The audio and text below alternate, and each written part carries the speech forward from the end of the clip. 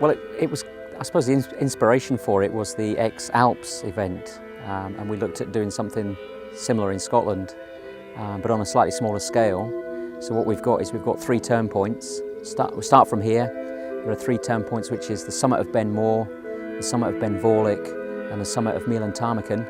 And competitors have got to go to all 3 turn points in any order they like. It's completely up to them, their route choice, whether they're walking, flying, completely up to them. They need to be looking at the weather conditions and trying to choose the most efficient route to get them round. Once they've done all the 3 turn points, they then come back here, which is the finishing goal, sign in, and it's the fastest person to get around the course is the winner. As the crow flies, it's 62.2 kilometres, and the optimum walking distance, if somebody was to do no flying at all, just purely walking, is just under 100 kilometres. I thought because of the weather that I might just start heading to Ben More and go along and along until it looks good and then walk up. But I think I've changed my mind again. I'm going to go up Ben More. I mean, basically I'm not fit enough to walk any significant part of this. So go to Ben Vorlich. If it works, you can fly to Ben More. Yeah.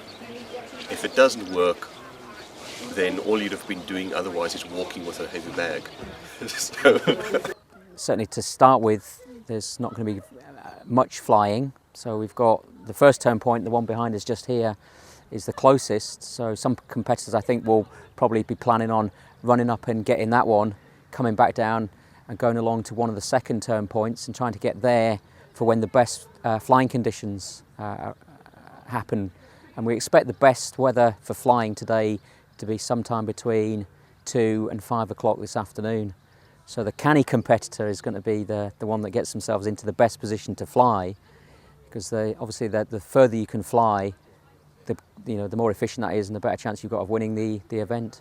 If it gets to the end of the day and it's still not working, then I'll glide off and sort of go have dinner at the Monaco Mall or something.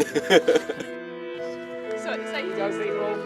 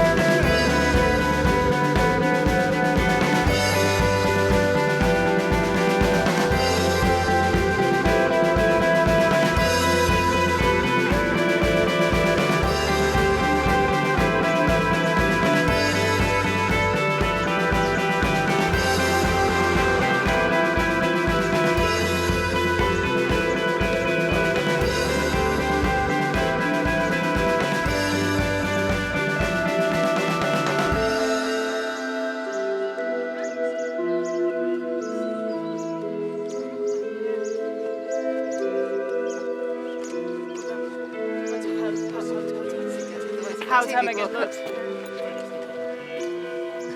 You've got full race behind full competition behind this.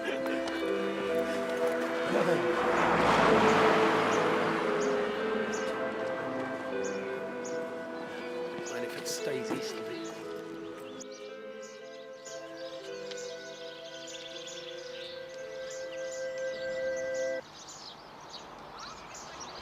So we're just going to head along, and there's a path that goes up to Ben More, so follow the path up, and hopefully it should be working by the time we get up there. It's going to launch off and hopefully get some distance before we land, and hopefully I make it to Killen, get a nice walk to Killen in this weather. So that's the plan. So I see there's some cloud coming in, so this might clag us in. We may end up having to walk further down the hill before we can get off. But fingers crossed anyway.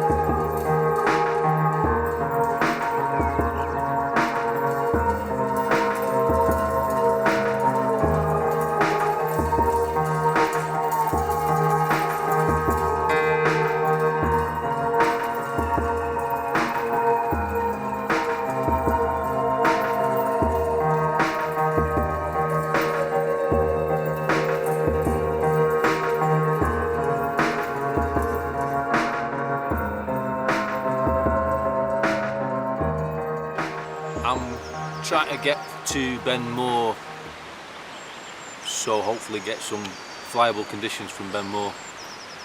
And I know a lot of people are going along the road. I'm just thinking I'm going to walk up the back here and hopefully go over the area towards the back.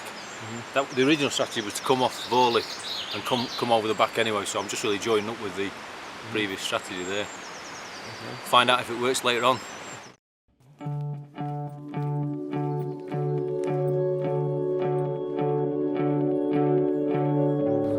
You can see from the board that people have got really different tactics. There's several people have headed up this way, although we've only heard from the one of them so far.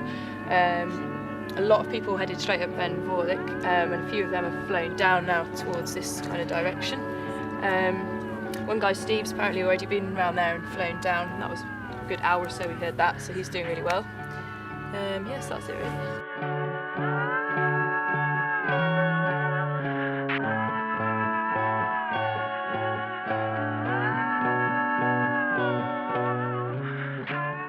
Plan for this morning didn't go very well, and now I'm running a bit behind schedule. The flying's been a wee bit slow, the thermals haven't been working that well.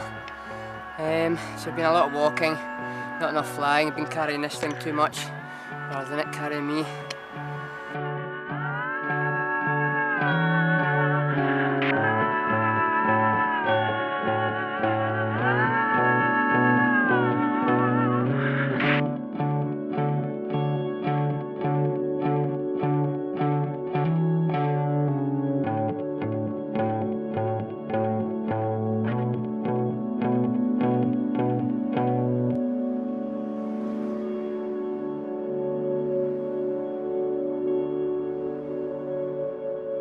Got a flight down to the valley and the mountain just before Benmore.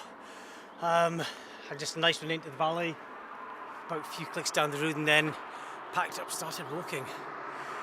Walking again.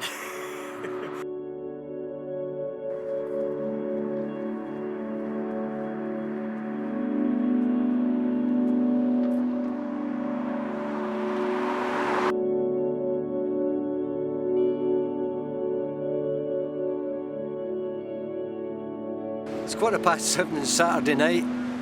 We're looking up at the summit of Ptarmigan, which is turn point 2, which we've always known was going to be the crux of the whole event, or the whole of Saturday anyway, because we knew that if we could get to the summit of Ptarmigan with enough time to fly off, then that gave us the whole night to walk back and get set up for Vorlich in the morning. The real fast guys, of course, have done Vorlich already and Benmore, so if they can get off Ptarmigan in time, then they've got the night to walk back and win it. As far as we know, Steve Nash is on his way to the summit, and Julian Robinson is up there as well. Yitka's also on her way up, but it's touch and go as to whether she's going to get there. So she may have to sleep up on the mountain or walk down during the night.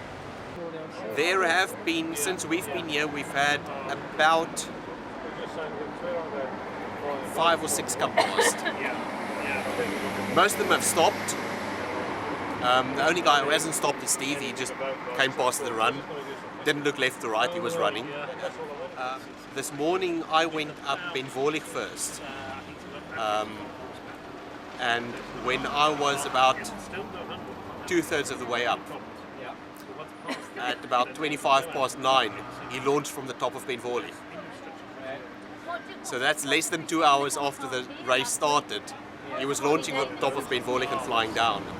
And he flew down Glen Ample, landed at the top there, and must have headed up towards Benmore.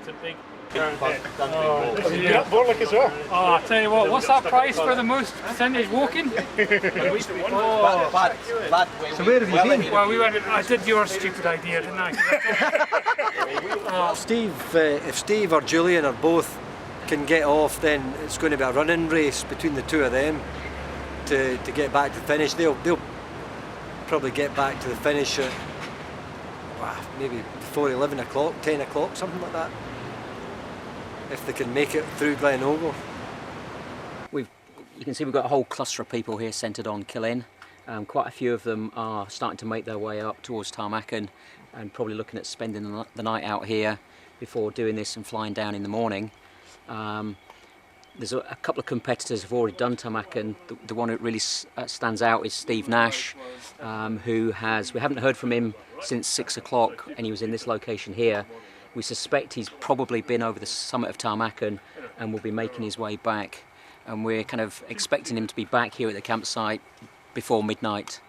The other competitor that we're watching is Julian Robinson, number 9, who again has already done tarmac and is south of Killin, making his way back towards Loch Ernhead here, leaving him Ben Vorlich to do in the morning.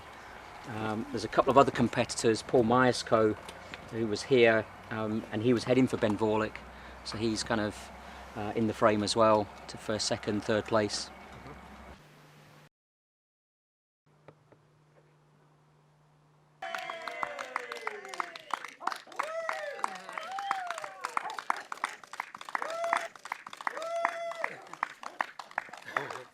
Well done, Steve. Congratulations. Fantastic. Well done, Helen. Was that good? That was hard. Beautiful.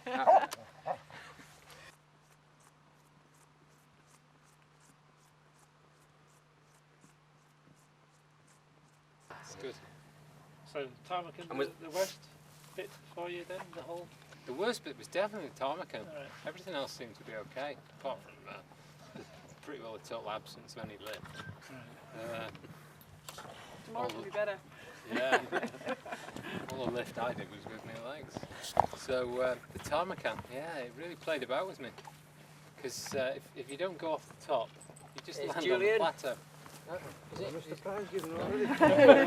Hey Paul, how you doing? Right, tell me that you've been up Ben Vorlich. No, I've done them all, yeah. You've done them all? Yeah. Fantastic. Number 2, really? Oh, fucking excellent. Look at this. Yeah, I thought you were... 2 minutes. Are you joking? No. I seen you turn out killing. You know, I seen you turn up there. Ah, you were on the way up to I- on there. Jeez, we thought you still had... When you said you were on Vorlich, Yeah, That's that I one, knew. Yeah. Vorlich is this one up behind here, the Uh, nearest one. yeah, that's the one, yeah. Yeah. You've just been up there now, yeah. Well, there you go. Get this, somebody get this man a beer now. Or a cup of tea. Well, for me anyway, there was very little lift. I mean, I've just done 4 top to bottoms. Really difficult. And then the last one, the ptarmigan, that one really stuffed me because the plan was to fly from the top into Killin, but as soon as it got to 900 metres it clouded in and it started to rain. So I went to the top, came back down, eventually came back to 800 metres, but then you can't clear a plateau, so I had to land on the plateau and then run down. So that was psychologically difficult then, because I knew in the back of my mind that Paul, I'd seen him turning off a track just outside of Killin, and I knew that it was close. And I spent probably, as soon as I'd seen him turn, I spent the rest of the time doing mental arithmetic, wondering how fast I could do it against how fast he could do this.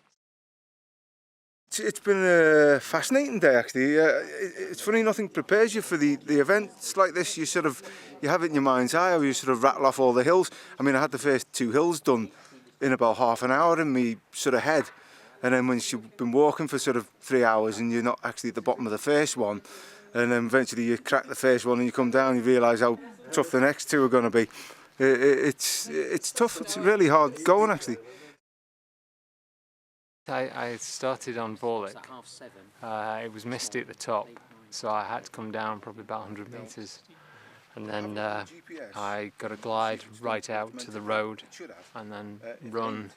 I run towards Moor, Benmore, but I decided that the clouds looked so good, foolishly, and there was buzzards flying, circling, so I decided to go up the side and try and fly, but the lift was really poor, so I ended up running from the best part along the tops then, up to Benmore, flew from the top of Benmore, and that was probably the longest and best flight. So I got all the way back, probably about a third of the way back to Killin then. And then from there, just running along the kind of the cycle track all the way through Killin, and then Tarmacan. As I say, Tarmacan definitely had a few games playing for me. Because when I got about halfway up, I could hear this noise and I couldn't quite figure it at first. And I thought, oh no, it's thunder. So the card that I was dealt, which was just low cloud and rain, was probably the lesser of two evils really. Because I thought, oh, if this breaks, then there's no chance of lying down. My plan was to get up there and fly down. I think a glide will get you all the way back to here.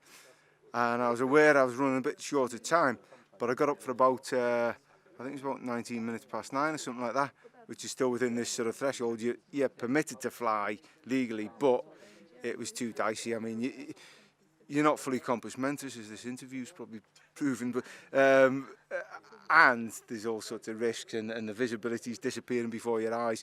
You get on top of a hill, and the vis ain't too bad at all. As soon as you start dropping in the valley, it's almost dark. I've known people hit power lines doing such things, so I felt better of it, and I was quite looking forward to the walk down anyway. I'd kind of gone through it and thought that it was possible to do it within, you know, before it went dark, to fly the last flight. So, but it's borderline if there's not sufficient lift. So you have to make up with a bit of running here and there. But great event, superb. So come back next year. I had it in my mind to do this one to the south last because it's the smallest, and I thought, that's going to be a good strategy. But actually, your perception, I think, changes, because as I got closer and seen it, it just looked pretty enormous. It was about 3 times the size of the other two, so that strategy didn't work.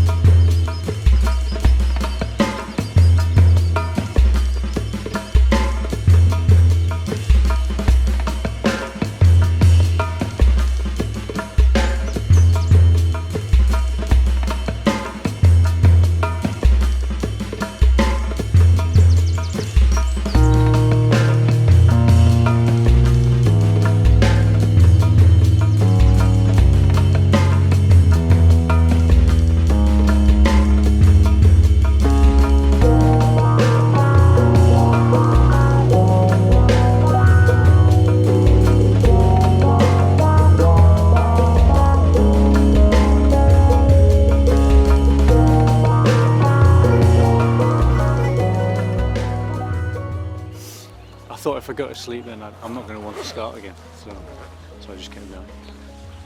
Slightly windy on top, but took off and it just straight down because it's an easterly wind, so it's blowing quite strongly. I thought I was going to be earlier because I was in Glenample at 2ish, and I just got slower and slower and just couldn't put one foot in front of the other in the end. So.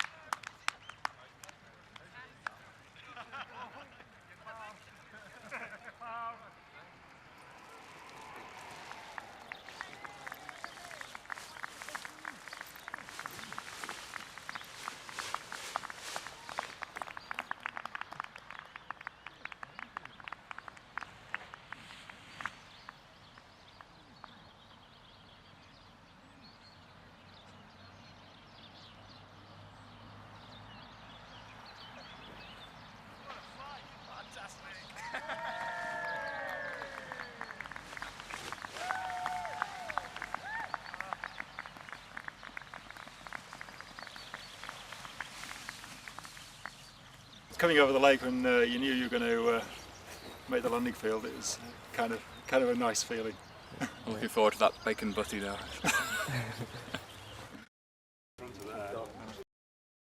Kind of a dip, and then a rise. I was going really well, apart from a blistering slow me down. I was going pretty fast until the bottom of that track, and then I should have made the decision to go here, you know, coming here for the rest. But I said, right, I've pushed it all the way. I'll keep going, and then I just stumbling around. I was hallucinating and falling off the track. Yeah, it was a flat track and falling off it. Yeah, it was really not very nice at all. Yeah. That's sort of my ideal weather. It goes on, and the further into Glenlochy, the further you get, because they're about 30 degrees to each other. We're going to try and go up Tarmacan. It's meant to be quite a good day. This cloud's going to clear, so we're hopeful that it's going to be a pretty good flying day.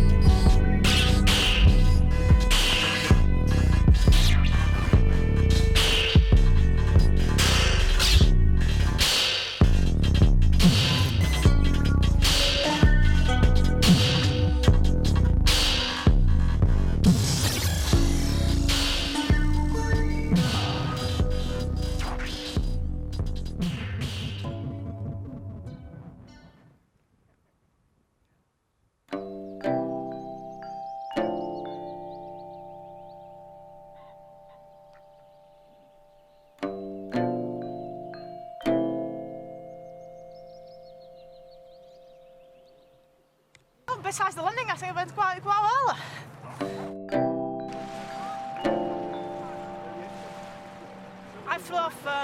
in the morning because I missed the time just by 5 minutes in the evening. That was quite pleasant. And then we walked to here pretty much, and walked all the way to the top. Didn't feel quite confident touring it, and it was nice. Southeasterly, just flew out and landed nearly here, just beside the water. So that was quite nice. Quite glad to be here though. I don't think I would manage another Munro.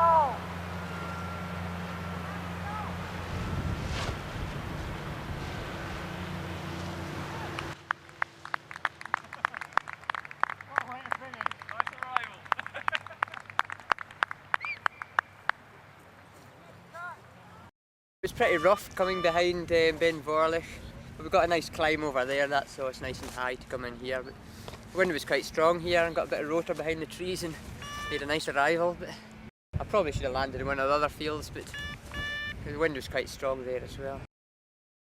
I'm glad I've done it. Here we go, let's run through this. I think for me this has just been a fantastic experience. The first time I've done anything like this, and it's just gone absolutely brilliantly. First overall and very first xScotia champion, Steve Nash.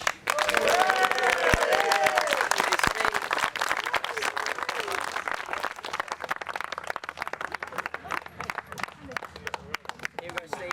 Steve's prize. He's going to get a Super X-Ride speed riding harness. Do not think you go fast enough as it is.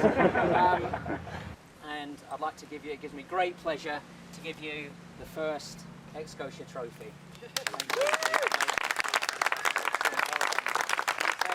Right, a couple of thanks. First, Cliff and his team, who've put together such a professionally well-organised competition. Yeah.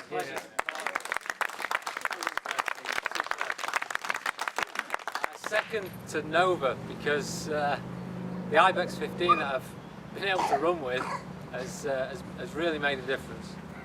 Thirdly, to my good wife over there, Shirley, who's had to endure a couple of months of some pretty full-on training, really. And finally, I'd really like to dedicate this win to my mother-in-law, who sadly passed away a couple of years back.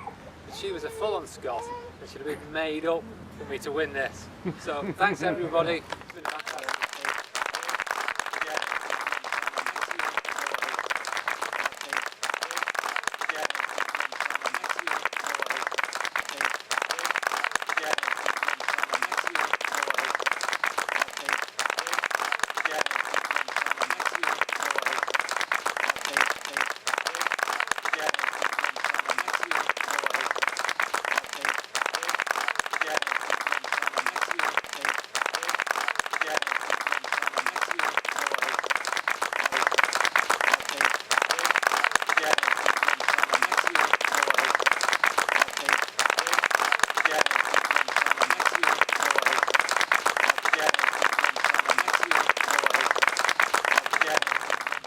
One more person who got to goal.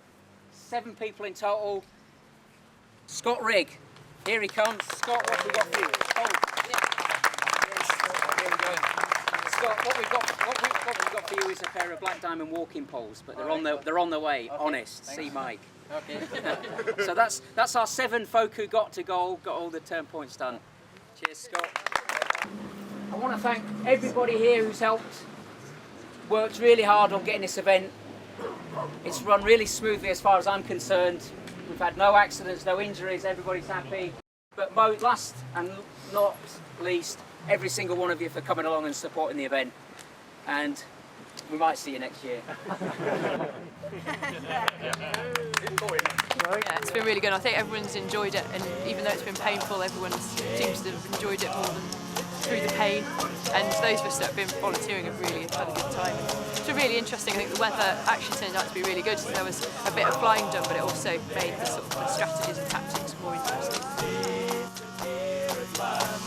Change is gonna come.